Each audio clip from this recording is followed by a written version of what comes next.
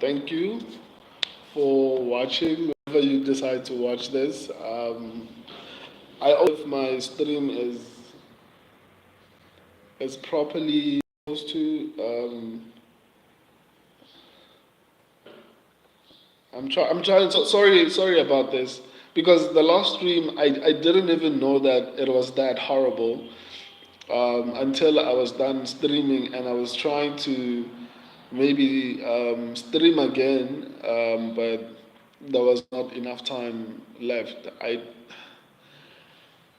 was avoiding, changing location for streaming purposes because I'm trying to find the most efficient way to do these live streams because I'm also working. It's not just YouTube. So I'm trying to find a way. That's why I use a phone instead of a laptop and all those type of things because it's more convenient to do this while at work because my work laptop camera quality, that's why I prefer to use a phone. Okay, I don't know if this is. I hope the stream is good. For the quality, I apologize for that. Another thing is I have I'm creating a new awards, or rather I'm creating new awards. So I want you guys to pick who you think is going to win in that particular fight, or rather who you guys think deserves the honors as far as who is the best in terms of each category that I have highlighted. I think someone just came in, but I'm going to check for now, and then I'll get to the what do you call it, the breakdown. Okay, there's no one. I'm going to get to the not breakdown, but basically recapping everything. Um, so yeah, let's get to it. Amanda Dos Santos versus Alan Carr. I think Amanda clearly won that fight. I don't know why the judges gave that fight to Alan Carr because, as far as I know, the scoring criteria number one is damage, number two I think it's control, and then other things will follow after that. Clearly, Amanda was doing the more damage. Maybe Alan Carr won the second round. I can admit to that. But anything beyond that, I disagree. Right? Oh, okay, but what can we do? It's horrible when judges get these kinds of things wrong on the first fight of the night, as opposed to actually, the last fight. At least if it's later on in the card, you can make the argument that well maybe he was tired, or maybe they were tired. But on the first card, guys, on the first fight, I mean, that was horrible. But nonetheless, what can I say? This is what you get in women's MMA. My subscribers, my subscribers, the versus Hernandez. Um, I hardly ever watch tape when I'm doing my analysis for these particular fights. So when I saw what Tyra was doing and Tyra's performance, it was incredible to watch because I saw a future champion in Tyra's performance. It was sensational. It was incredible. Um, I actually knew I probably should start doing, maybe next year, I should start doing locks of the week or something like that in order to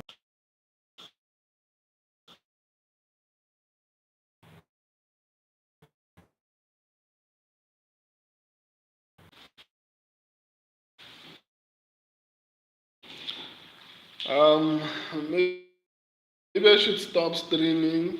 This is getting incredibly. I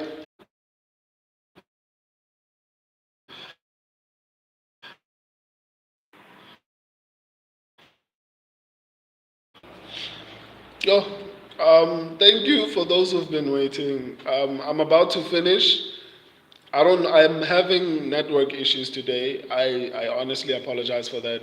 So let me continue what I was trying to say. I'm introducing new awards, right? Which will be based on my subscribers. My subscribers will make all the decisions. Obviously, as they grow, I'll get a new system of voting. But for now, you can go to the community section. There's best knockout of the year, there's submission of the year, there's fight of the year, there's best fighter of the year, there's best gym of the year, there's best coach of the year, there's pay-per-view of the year, there's prospect of the year. So make sure you vote, because there were people who were complaining that I didn't add certain things like certain fights and certain submissions, like for example, Demon, I think his name is Demon Black Shear's submission. But I actually posted nominations, and I asked people to nominate who they think should win or should be nominated in this, but and not many people actually did. So please make sure that you vote, because honestly, out of all of them, the people that I feel like should win, especially when it comes to coaches, it's Eric Nixick, I think, because the guy was able to get Strickland to become a champion and was able to coach Francis Ngannou into potentially, or rather, actually beating the current boxing heavyweight champion. So I think Eric Nixick deserves it, but I saw it was close with Eugene Berman, which I like, but for this year, I don't think Eugene Berman did enough to actually win Coach of the Year. But let me continue with, what do you call it? The last fight of the card. I didn't think Song versus Gutierrez. I didn't think Gutierrez did, or rather, Gutierrez performed significantly better than I anticipated that he would. Um, I didn't think he would perform that well. Especially coming from Factory X, I didn't expect him to perform that well, but he kept the tradition of losing alive, because him and his but again, his gym partner both lost. The other one got knocked out, and the other one lost the decision. Um, I think Gutierrez and Martinez, actually a lot of the fighters from Factory X, if they go to gyms like AKA or American Top Team or Team Alpha Male or those type of gyms, I think they would do exceedingly well. I think what's holding them back is their gym, in my opinion, but who am I? And I don't hate Factory X. I'm just saying this. My opinion is based on results. Like, these people have been losing fights, and when one or two fighters keep losing fights, then cool, it's probably them. But if a group and a large majority of the people you have in your gym are busy losing fights, then the problem is the gym. So yeah, those were my thoughts on the fights and the fight card. I'm looking forward to actually breaking down UFC 296. Um, there are some interesting picks that I made in that particular card, like Tony Ferguson. I'm looking forward to actually explaining that pick. But I think the fight between Tony Ferguson and Paddy Pimblett is going to be a really close fight.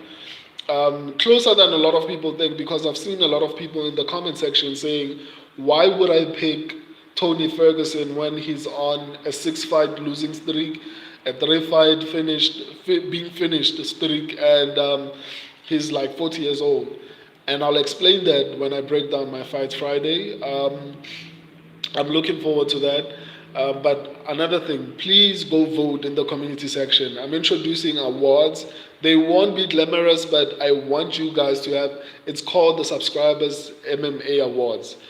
So go vote for whoever you feel like should win, so that when the actual awards start, it won't be like your standard awards, but I'm going to have certificates sent to everyone who won and everything like that.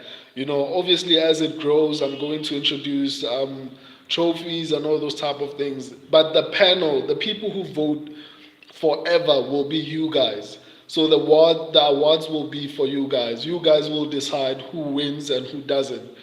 forever. That's what my intention is. I want you guys to be a part of everything that I do on this channel. So make sure you go vote in the community section.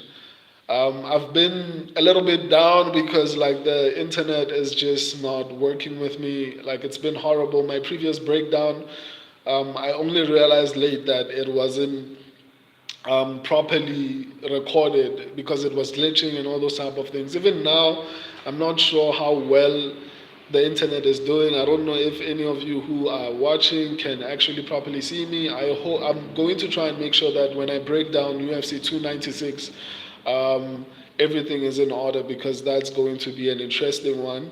And I'm looking forward to it because there are a lot of great fights on that particular card. Once again, please go vote for whoever you want to vote. It's the Subscribers MMA Awards. I'm introducing it. It's for this channel, but I want it to be big. This is going to be the first annual awards whereby my subscribers will be the one voting. I appreciate all of you. Thank you for watching once again. Peace. We'll see each other Friday.